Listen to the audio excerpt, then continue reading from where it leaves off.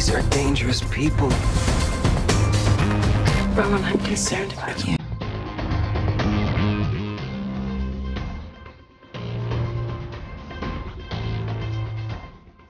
You don't just walk away from this. I'm not walking away.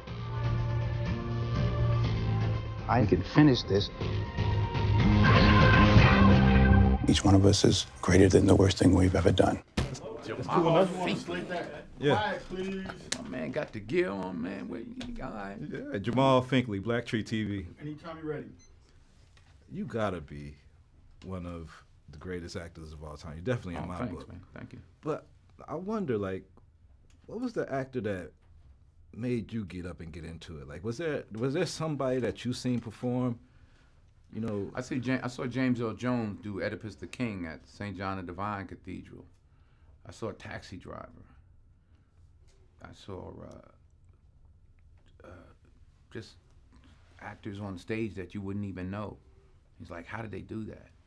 I'm still seeing people. I saw Mark Rylance, and I was inspired. You know, you find out that, yeah, maybe I can do that, and then you see those that really can do it. You know, I never wanted to be an actor, but ignorance is bliss. Yeah. You know? Yeah. Would you have played basketball? I know you was playing.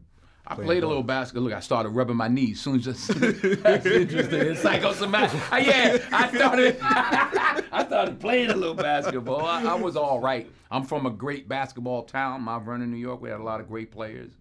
I played a little football, but I didn't make the NFL, but my son did. Yeah. But, you know, it worked out. It was something I read where you talked about your people from Mount Vernon saying that, you know, like they've done like 40 years in the penitentiary together. Mm-hmm, mm-hmm. So, and, you know, incarceration rates in America has been a problem, especially as opposed to minorities.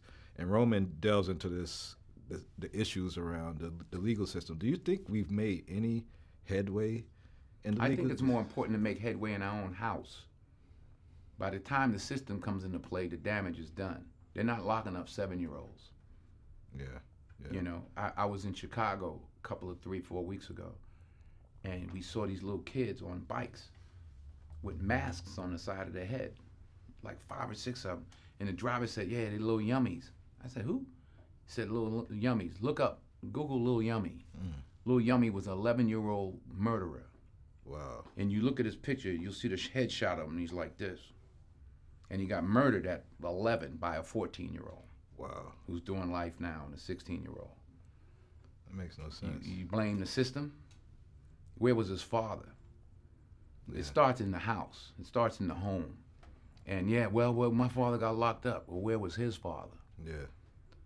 You know, like I did talk about my 3 closest friends, and they did, you know, 15 to 25. One did 28, this and that. I was the only one of the 3 that had a father in my life, even though my parents were together. But I still had a father who was a gentle man and a good example, and they didn't. We can blame the system if we want, but they didn't lock any of us up at 7. Yeah. We were all doing enough to get locked up at 13. My parents sent me in another direction. They didn't have anybody to help them, and they kept doing what they was doing, and the system got them. So I don't, the system is rigged, but why, all the more reason not to help it.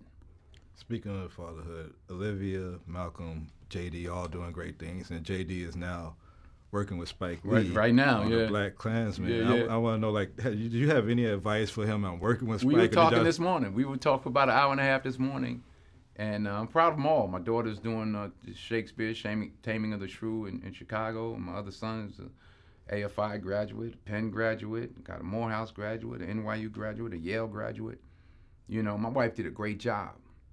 You know, but to answer your question, yeah, we you know, it's hard when you're father, you know. Yeah. I'm trying to stay out of it.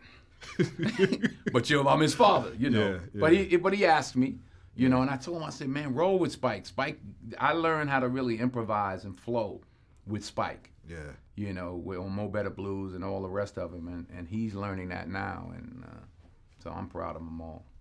Appreciate your time, brother.